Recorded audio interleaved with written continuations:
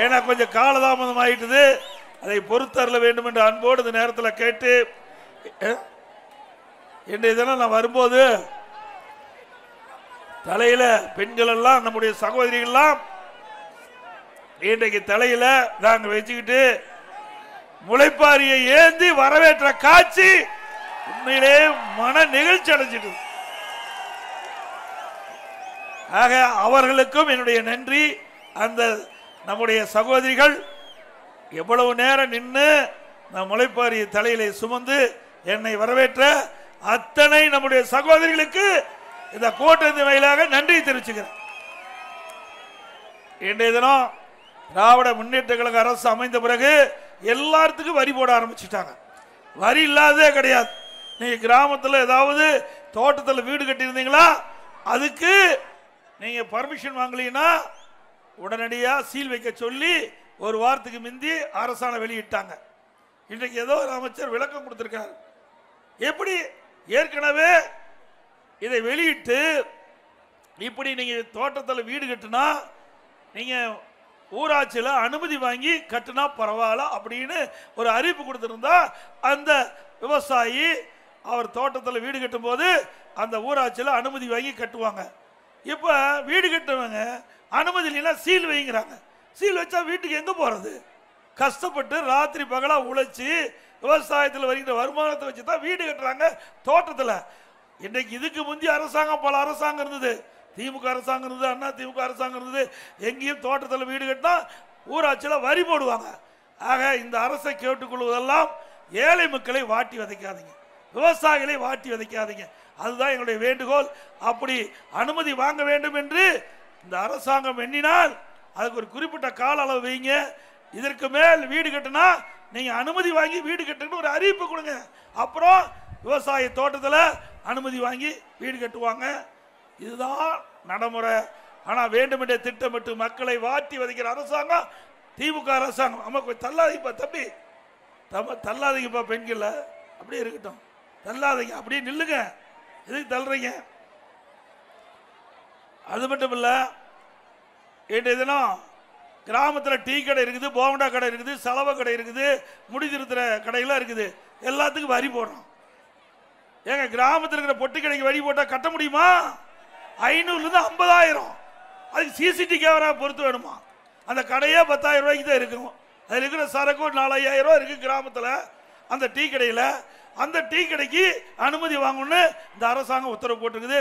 அது இன்னைக்கு பார்த்தீங்கன்னா இன்னைக்கு மந்திரி சொல்றாரு, தினத்தந்தி பத்திரிகையில் நேற்றைய தினமா நேற்றைய தினம் முதல் பத்திரிகையில் வந்திருக்குது. இனிமேல் கிராமங்களில் கிராம பகுதியில் தொழில் செய்வர் லைசன்ஸ் கட்டாயம், டீ கடை முதல் சலவை கடை வரை. இப்படிப்பட்ட ஆட்சி தேவையா? இது பூரா கிராம நிறைந்த பகுதி. திருவாடனை சட்டமன்ற தொகுதி கிராம நிறைந்த பகுதி, விவசாயிகள் நிறைந்த பகுதி, விவசாய தொழிலாளி நிறைந்த பகுதி. இந்த பகுதியில் டீ கடை வச்சா இனிமேல் லைசன்ஸ் வாங்கணும். அதோட அதிமுக ஆட்சியில் விவசாயிகளுக்கு நீர் கிடைக்கின்ற விதமா குடிமராமத்து திட்டத்தை கொண்டாந்து நிறைவேற்றணும். இன்றைக்கு நீர் தான் முக்கியம் விவசாயத்திற்கு. நீரை விவசாயிகளுக்கு வழங்குவதற்காக குடிமராமத்து திட்டத்தில் ஏரி குளம் குட்டை எல்லாம் கூறுவாரணும்ல, கண்மாய் எல்லாம் கூறுவாரணும்ல. இலவச மண்டல் விவசாயியோட நிலத்துக்கு எழுதிட்டு போலாம். இப்ப ஒரு லோடு மண் அள்ள முடியுமா? விடுவாங்களா?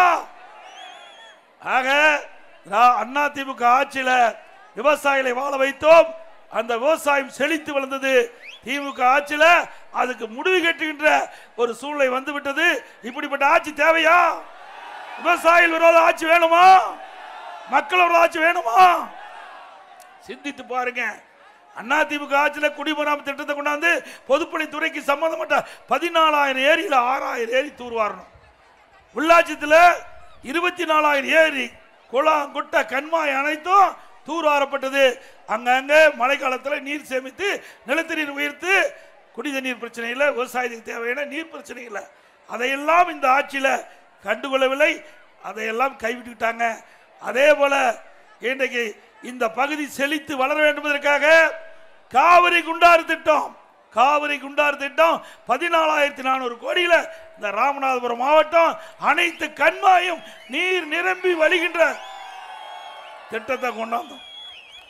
இந்த ஆட்சியில் எடப்பாடி பழனிசாமி கொண்டு வந்த திட்டம் என்ற ஒரே காரணத்திற்காக அரசியல் காழ்ப்புணர்ச்சியோடு விவசாயிகளுக்கு கிடைக்க வேண்டிய அற்புதமான திட்டம் கடைக்கோட்டில் இருக்கிற ராமநாதபுரம் மக்களை காவிரி தண்ணீர் வந்து இங்க சேரும். எங்க மேட்டூர் சேலம் மேட்டூர் அணையில் தேக்கி வைக்கப்பட்ட நீர் கடைக்கோட்டில் இருக்கின்ற ராமநாதபுரம் மாவட்டத்தில் இருக்கின்ற கண்மாய் நீர் நிரம்பி வழிந்து செய்கின்ற காட்சி விரைவிலே நாங்கள் கொண்டு வரோம். உங்கள் துணையோடு அதிமுக ஆட்சி மலர்ந்த பிறகு இந்த முடக்கப்பட்ட காவிரி குண்டார் திட்டம் நிறைவேற்றி இந்த ராமநாதபுரம் வறட்சி மாவட்டத்தில் இருக்கின்ற விவசாயிகள் மகிழ்ச்சி அடைகின்ற விதமாக இங்கு இருக்கின்ற விவசாய தொழிலாளிகளுக்கு நிரந்தர வேலை கிடைக்கின்ற விதமாக மஞ்சளும் வாழையும் கரும்பு செழித்து வளர்ந்து பசுமையான மாவட்டமாக உருவாக்கி தருவோம் இந்த ராமநாதபுரம் மாவட்டத்தை. அது மட்டுமல்ல, இன்றைக்கு இந்த ஆட்சி வந்ததிலிருந்து குழு போட்டுருவாங்க, ஒரு திட்டத்தை அறிவிப்பாங்க, ஒரு குழு போட்டுருவாங்க, அதோட முடிஞ்சுது. இந்த முதலமைச்சருடைய வேலை. அப்படியே அழகா வருவாரு, போட்டோ ஷூட் போட்டு வருவாரு. அது முடிஞ்ச உடனே அடுத்த நாள் அப்படியே டிவிக்கு வருவாரு, அப்போ ஒரு திட்டத்தை அறிவிப்பாரு, அதோட முடிஞ்சு போச்சு. தினந்தோறும் திட்டத்தை அறிவிக்கின்ற ஒரே முதலமைச்சர் இந்தியாவில் தமிழ்நாடு முதலமைச்சர் ஒருத்தர் தான். அதனால எந்த பயனும் கிடையாது. இதுவரைக்கும் 50 குழு போட்டார். 50 குழு போட்டு இந்த அரசாங்கம் குழு அரசாங்கம் ஆகி போச்சு. அரசாங்கம் குழு அரசாங்கம். அதே நேரத்தில் சிந்திச்சு பாருங்க, இந்த பகுதியெல்லாம் விவசாயிகள் விவசாய தொழிலாளி இருந்த பகுதி. இன்னைக்கு கிராமத்திலிருந்து நகரம் வரை ஏழை எளிய விவசாய குடும்பத்தில் பிறந்த மாணவ மாணவி அரசு பள்ளியில் தான் அதிகமாக படிக்கிறாங்க. 41% அரசு பள்ளியில் படிக்கிறாங்க. சுமார் 3,80,000 பேர் அரசு பள்ளியில் படிக்கின்ற மாணவ செல்வங்கள். அவர்கள் நீட் தேர்வில் 2017-18 வெறும் 9 பேர் தான் மருத்துவ நீட் தேர்வு பாஸ் பண்ணி 9 பேர் தான் அங்க மருத்துவ கல்விக்கு இடம் கிடைச்சது. ஆகவே கிராமத்திலிருந்து நகரம் வரை ஏழை எளிய குடும்பத்தில் பிறந்த மாணவ மாணவி அரசு பள்ளியை படித்த மாணவர்கள் அவர்களும் மருத்துவராக வேண்டும். கனவு நனவாம் என்பதற்காக 7.5% உள் இடஒதுக்கீடை கொண்டு வந்து சட்டம் இயற்றப்பட்டு அமுல்படுத்தப்பட்டு கிராமத்தில் இருந்து நகர வரை அரசு பள்ளியை படித்த மாணவர்கள் இன்றைய தினம் 2,818 பேர் மருத்துவ கல்வி படிக்கிறாங்க. 2,818 பேர் ஏழை மாணவர்கள், விவசாயி, தொழிலாளி.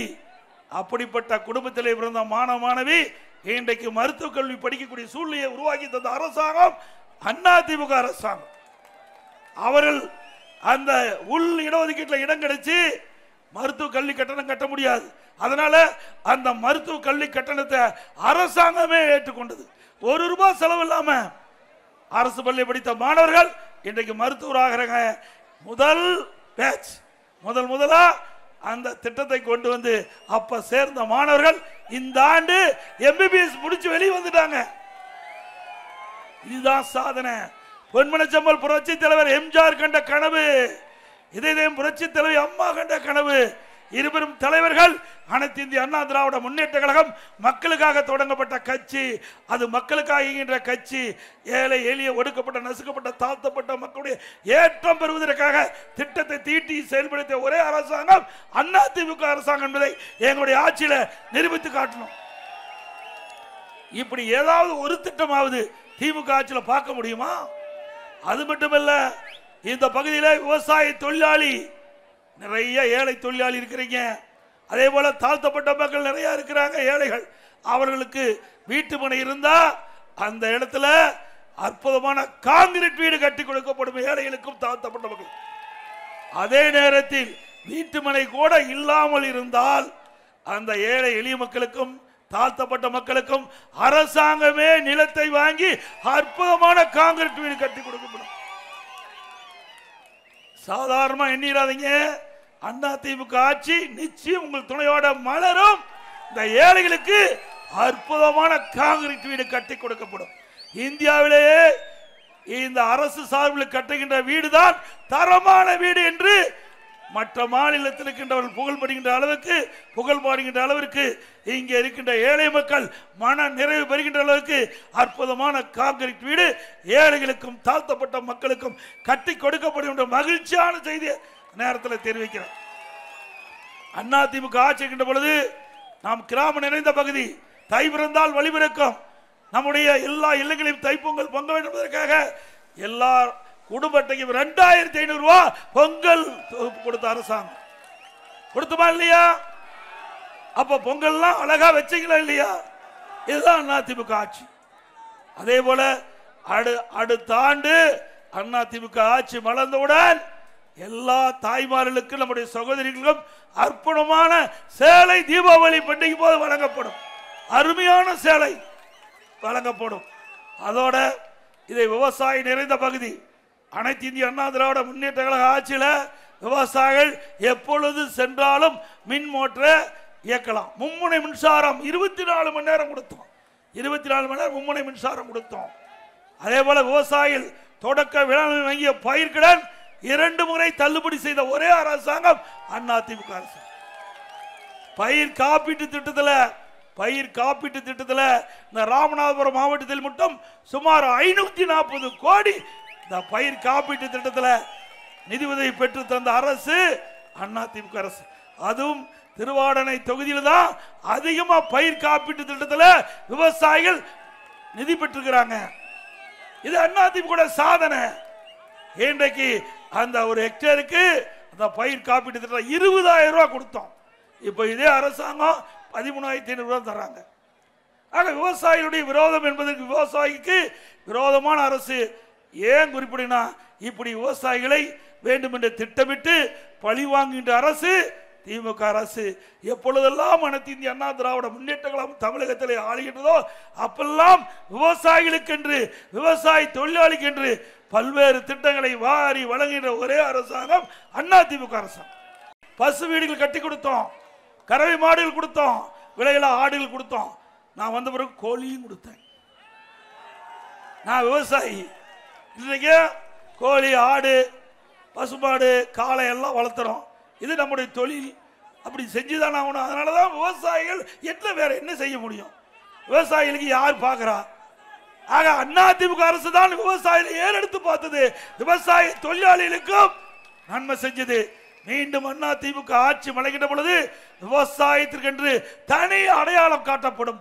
விவசாய தொழிலாளிகள் நிம்மதியாக வாழ்வார்கள். அவருக்கு உரிய மரியாதை அதிமுக ஆட்சியிலே கிடைக்கும். ஒடுக்கப்பட்ட மக்களுக்கும் தாழ்த்தப்பட்ட மக்களுக்கும் அவர்களும் ஏற்றம் பெற பல்வேறு திட்டங்களை அதிமுக ஆட்சியிலே கொண்டு வருவோம் என்பதை நேரத்தில் ஆணித்தரமாக தெரிவித்துக் கொள்கிறேன். இன்றைக்கு திராவிட முன்னேற்ற கழகம் ஆட்சி வந்த பிறகு எல்லா துறையிலும் ஊழல் இல்லாத துறையே கிடையாது. திமுகவுடைய தாரக மந்திரம் collection commission corruption, collection commission corruption. எங்கேயாவது ஒரு இடத்திலேயாவது பணம் கொடுக்காத காரியம் நடக்குதா? நடக்குதுங்களா? எந்த ஒரு பிரச்சனைக்கு போனாலும் பணத்தை வெட்டினா தான் அந்த பேப்பரே மூவ் ஆகும். அப்படிப்பட்ட ஆட்சி தேவையா? இன்றைக்கு தமிழ்நாட்டில் 6000 மதுக்கடை இருக்குது. இந்த 6000 மதுக்கடையில் ஏதாவது மது பாட்டில் வாங்கினீங்களா? யாரும் போகாதீங்க, தயவு செய்து. அது தப்பு. கடைக்கு போகாதீங்க. அப்படியே கடைக்கு போனாலும் அங்கே சும்மா விடுறதில்ல. அதில் 10 ரூபா அதிகம் வச்சு தான் அந்த பாட்டில் விற்கிறாங்க. தமிழ்நாட்டில் ஒரு நாளைக்கு 1.5 கோடி பாட்டில் விற்குது. 15 கோடி இந்த 10 ரூபா மூலிமா இந்த அரசு மேற்படிக்கு போகுதுன்னு சொல்றாங்க. மாசத்துக்கு 450 கோடி, வருஷத்துக்கு 5400 கோடி. இப்படிப்பட்ட ஊழல் அரசாங்கம் தேவையா? இதுக்கு யார் மந்திரின்னு தெரியுமா? 10 ரூபா பாலாஜி. 10 ரூபா பாலாஜி தான் இதை கண்டுபிடிச்சிருக்கார்.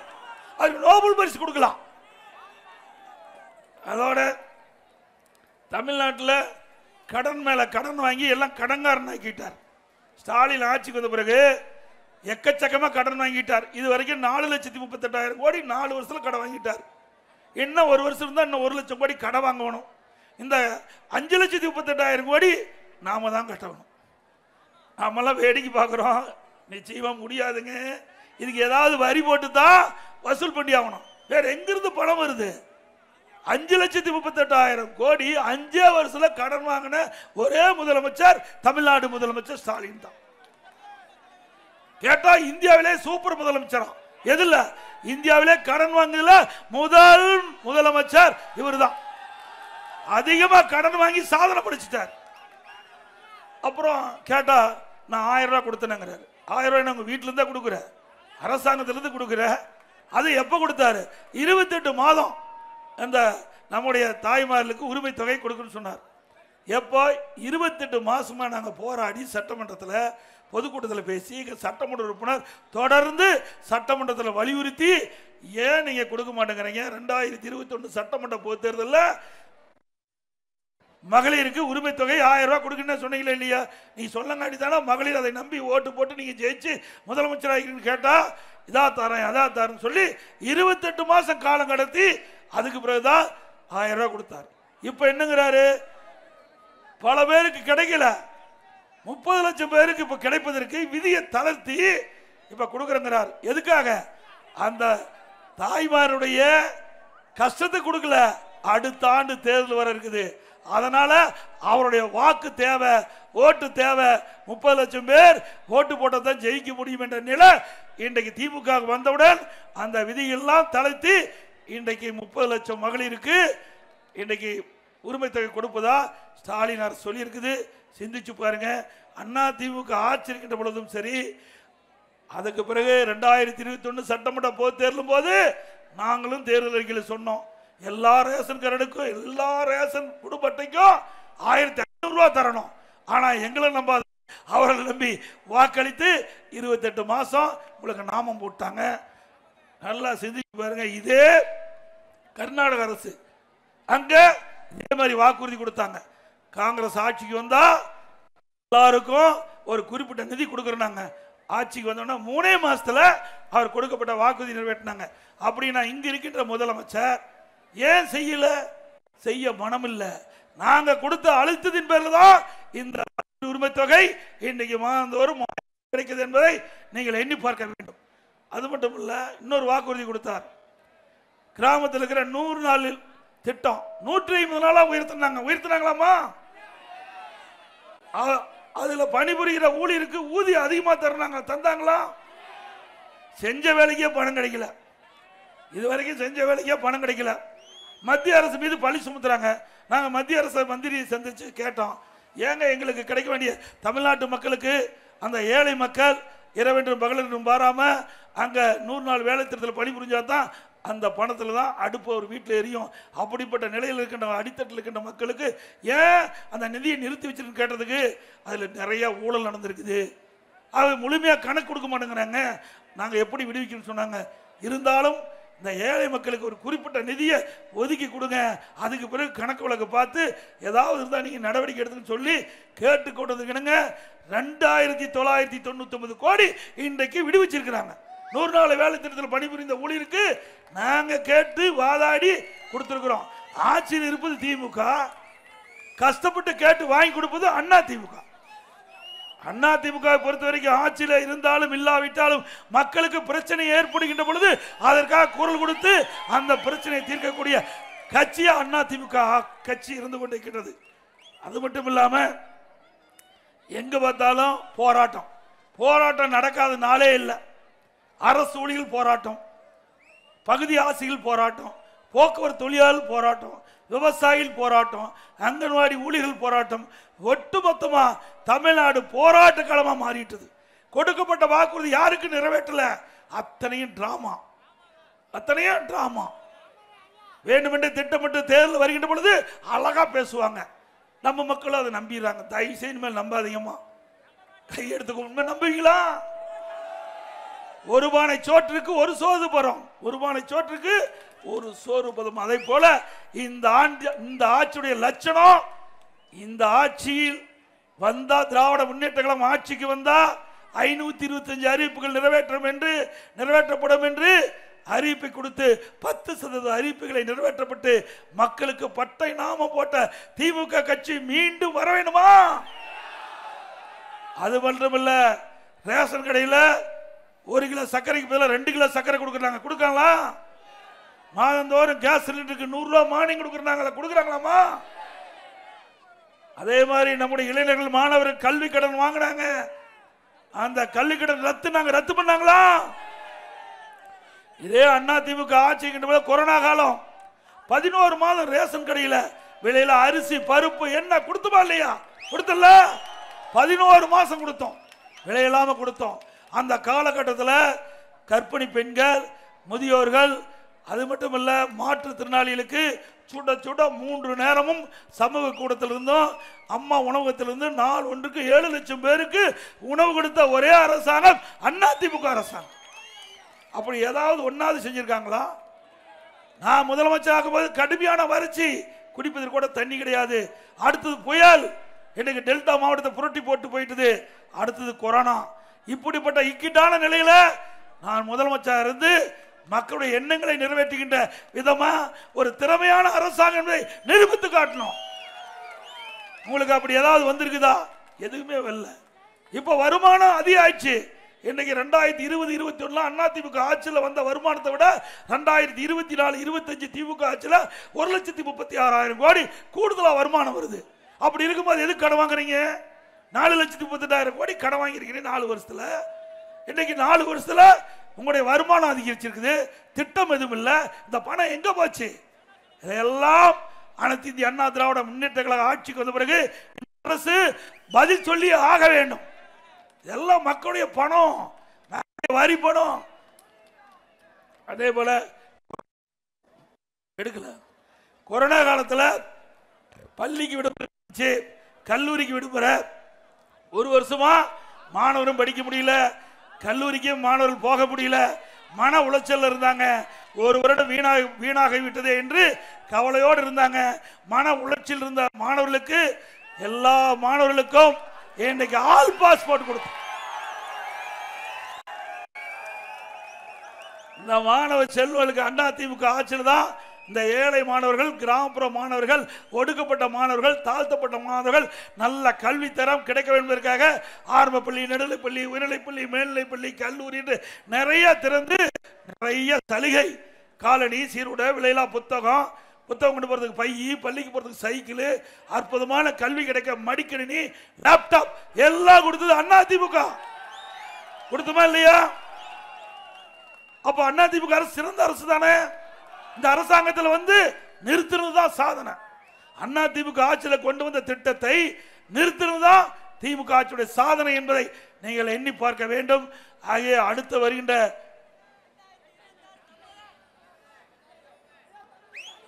அதிமுக ஆட்சி மலர நீங்கள் அத்தனை பேரும் துணை இருக்க வேண்டும் இந்த நேரத்தில் கேட்டு, அதே போல இன்றைக்கு வேண்டுமென்றே திட்டமிட்டு திராவிட முன்னேற்ற கழக கட்சி வந்து கூட்டணி கட்சி சேர்ந்த அங்கம் வகிக்கின்ற கட்சிகளும் சிறுபான்மை மக்களை ஒரு திசை திருப்புகிறாங்க, மடை மாற்றம் செய்யறாங்க. அனைத்து இந்திய அண்ணா திராவிட முன்னேற்ற கழகத்தை பொறுத்த வரைக்கும் சிறுபான்மை மக்களுக்கு அரணாக இருக்கின்ற கட்சி அதிமுக கட்சி. கண்ணை இமை காப்பதை போல சிறுபான்மை மக்களை பாதுகாத்த அரசாங்கம் அதிமுக அரசாங்கம். இந்த மண்ணில் 30 ஆண்டு காலம் ஆட்சி புரிந்த கட்சி அதிமுக கட்சி. அந்த காலகட்டத்தில் எந்த சிறுபான்மை மக்களும் பாதிக்கவில்லை. அவர்களுக்கு பாதுகாப்பான மாநிலம் தமிழ்நாடு. அப்படிப்பட்ட ஒரு நல்ல ஆட்சி தந்த அரசாங்கம் அதிமுக அரசாங்கம் என்பதை சிறுபான்மை மக்கள் உணர வேண்டும்.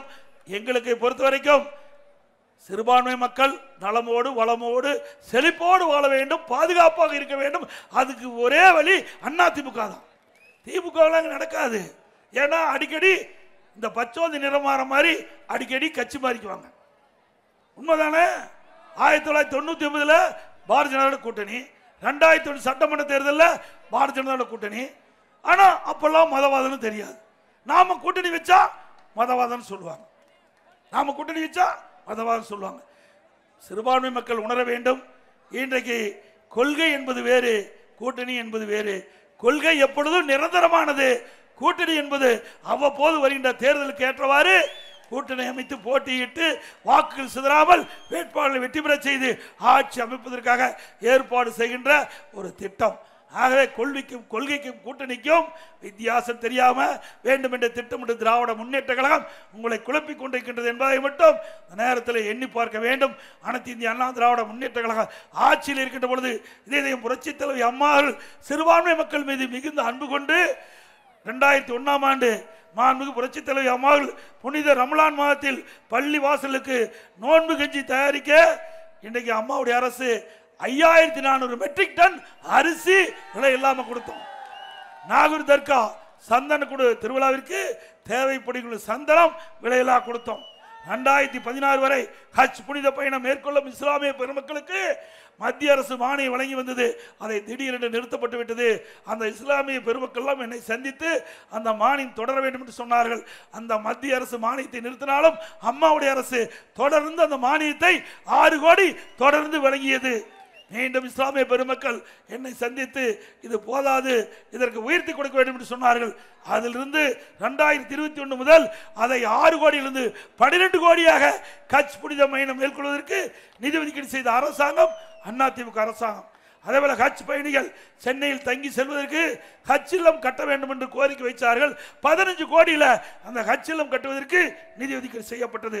2016 முதல் காசிகளுக்கு மாதந்தோறும் 20,000 ரூபாய் மதிப்பு ஊதியம் வழங்கும் திட்டத்தையும் அதிமுக ஆட்சியில் துவக்கப்பட்டது.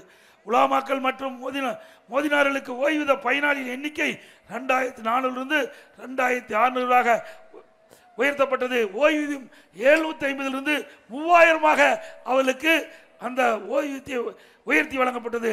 உலாமாக்களுக்கு புதிய இருசக்கர வாகனம் வாங்க 25,000 மானியம் கொடுத்த அரசாங்கம். வக்ஃப் வாரியத்திற்கு ஆண்டு நிர்வாக மானியம் மற்றும் பள்ளிவாசல் தர்காக்கள் பழுதுபார்த்தல் மற்றும் புனரமைப்பு வேலையை மேற்கொண்டது அதிமுக ஆட்சி என்பதை நேரத்தில் தெரிவிக்கிறேன். இஸ்லாமிய வகுப்பினருக்கு நேரடி நியமனம் உறுப்பில் நிரப்படாத பணியிடங்களுக்கு முன்கொணர்வு முறை நீடிக்க அரசாணை வெளியிடப்பட்டது. 2018 ஆண்டு கஜா புயல் பெருமழை வெள்ளத்தால் பாதிப்படைந்த நாகூர் தர்காவுக்கு நானே நேரடியாக போய் அந்த குளத்தை பார்த்து அந்த குளக்கரையை சரி செய்ய 4 கோடி 25 லட்சம் ரூபாய் அதை நிதி ஒதுக்கீடு செஞ்சு குளக்கரையை சீர் செஞ்சு கொடுத்தோம். சிறுபான்மை பொருளாதார மேம்பாட்டு கழகம் அதிமுக ஆட்சியில் தான் அமைக்கப்பட்டது. அதே போல இன்றைக்கு நம்முடைய டாக்டர் APJ அப்துல் கலாம் அவர் பேர்ல கலை மற்றும் அறிவியல் கல்லூரி கொடுத்த இன்றைக்கு உயர்ந்த பதவி, நாட்டினுடைய ஜனாதிபதி பதவி அப்துல் கலாம் அவர்கள் நிறுத்தப்பட்டாங்க. இன்னைக்கு நாட்டுடைய ஜனாதிபதி தேர்தலில் மரியாதைக்குரிய மறைந்த அப்துல் கலாம் அவர்கள் நிறுத்தப்பட்டாங்க. அப்ப அவருக்கு வாக்களித்தது அதிமுக. அவருக்கு சட்டமன்ற உறுப்பினர் நாடாளுமன்ற வாக்களித்து வெற்றி பெற செய்து இந்திய நாட்டுடைய ஜனாதிபதியாக ஆக்கினது அதிமுக. அப்பொழுது திமுக திரு அப்துல் கலாமுக்கு அவர்களுக்கு எதிர்த்து போட்டியிட்டவருக்கு வாக்களித்தவர்கள் திமுக கட்சி சேர்ந்தவர். அவர்களா உங்களுக்கு நன்மை செய்ய போறாங்க. ஒரு நாட்டினுடைய உயர்ந்த பதவி ஜனாதிபதி பதவி. அப்படிப்பட்ட உயர்ந்த பதவி மரியாதைக்குரிய டாக்டர் APJ அப்துல் கலாம் அவர்கள் போட்டியிட்ட போது அவரை ஆதரித்த கட்சி அதிமுக கட்சி என்பதை இந்த நேரத்தில் நினைவு கூர்ந்து இஸ்லாமிய பெருமக்கள் எண்ணி பார்க்க வேண்டும். உங்களுக்காக கொண்டு கொடுக்கிற இயக்கம் அதிமுக இயக்கம். நீங்கள் நிச்சயமாக இந்த முறை பரிசீலிக்க வேண்டும். நீங்க ஓட்டு போடுறதுக்காக நாங்கள் சொல்லல, நான் கிராமத்திலிருந்து வந்தவன். அது உங்களுடைய உரிமை. இது ஜனநாயக நாடு, ஒவ்வொருவருக்கும் உரிமை உண்டு. அந்த உரிமையில் நீங்கள் செயல்படுங்கள். ஆனால் திராவிட முன்னேற்ற கழகத்தை நம்பி தயவு செய்து நீங்களுக்கு அவர்களுக்கு ஆதரவு கொடுத்தீர்களா, எதிர்காலத்தில் உங்களுக்கு நிச்சயமா உதவ மாட்டாங்க. ஏன்னா அவ்வளவு நெருக்கடியில் ஸ்டாலினுடைய அரசாங்கம் இருக்குது, அவ்வளவு ஊழல் செய்து இருக்குது. ஏதாவது வழக்கு போட்டா உடனே போய் சரண்டர் அடைஞ்சிருவாங்க. அதிமுக அப்படி இல்லை. எங்களுக்கு மடியில கனம் இல்லை, வழியில பயம் இல்லை, எதை கண்டும் அஞ்ச போவதில்லை. இன்றைக்கு வரைக்கும் திராவிட முன்னேற்ற கழகம் என் மீது வழக்கு போட்டாங்க. நான் உச்ச நீதிமன்றம் வரைக்கும் போனேன், உயர் நீதிமன்றம் போனேன். பிறகு வழக்கு போட்ட திமுக நிர்வாகி வாபஸ் வாங்குறாங்க. ஆனா அந்த வழக்கை நடத்துன்னு சொன்ன பழனிசாமி தான் உங்க முன்னாடி நினைக்கிறேன். நான் என் மீது ஊழல் குற்றச்சாட்டு சுமத்தி இருக்கிறீங்க, நான் வழக்கு நடத்துறேன், நிரபராதி என்று நீதிமன்றத்தின் மூலமாக வருவேன் சொல்லி நிரபராதி என்று உங்கள் முன் நிற்கிறேன். திமுக அப்படியே நிற்கிறான். எத்தனை வாய்தா வாங்குறாங்க. இன்னைக்கு உச்ச நீதிமன்றமே சொல்லியாச்சு, ஒரு அமைச்சர் எவ்வளவு முறைதான் உங்களுக்கு வாய்தா கொடுக்கிறது அப்படின்னு உச்ச நீதிமன்றமே கண்டித்திருக்குது. ஆனா அதிமுக அப்படி அல்ல. நான் முதலமைச்சர் இருந்த காலகட்டத்தில் என் மீது குற்றம் சுமத்தினீர்கள், நான் நீதிமன்றத்தை சந்தித்தேன், நிரபராதி என்று நிரூபித்து வந்து மக்களை சந்தித்துக் கொண்டிருக்கின்றேன். உங்களை போல வாய்தா வாங்குற கட்சி அதிமுக கட்சி அல்ல என்பதை இந்த நேரத்தில் தெரிவித்து நிறைய திட்டங்களை இந்த பகுதியில் நிறைவேற்றிருக்கிறோம். திருவாடானை சட்டமன்ற தொகுதியில் அனைத்து இந்திய அண்ணா திராவிட முன்னேற்ற கழகம் ஆட்சி இருக்கின்ற பொழுது நிறைய திட்டங்களை நிறைவேற்றிருக்கிறோம். ஆகவே வருகின்ற 2026 சட்டமன்ற பொதுத்தேர்தலில் திருவாடானை சட்டமன்ற தொகுதியில் நம்முடைய கூட்டணி கட்சி சேர்ந்த வேட்பாளர் எவர் என்றாலும் அவளுக்கு வாக்களித்து வெற்றி பெற செய்யுங்கள் என்று இருக்கிற கூப்பி வேண்டி கேட்டு, மக்களை காப்போம், தமிழகத்தை மீட்போம், மக்களை தமிழகத்தை மக்களை தமிழகத்தை மக்களை தமிழகத்தை. Bye bye Stalin.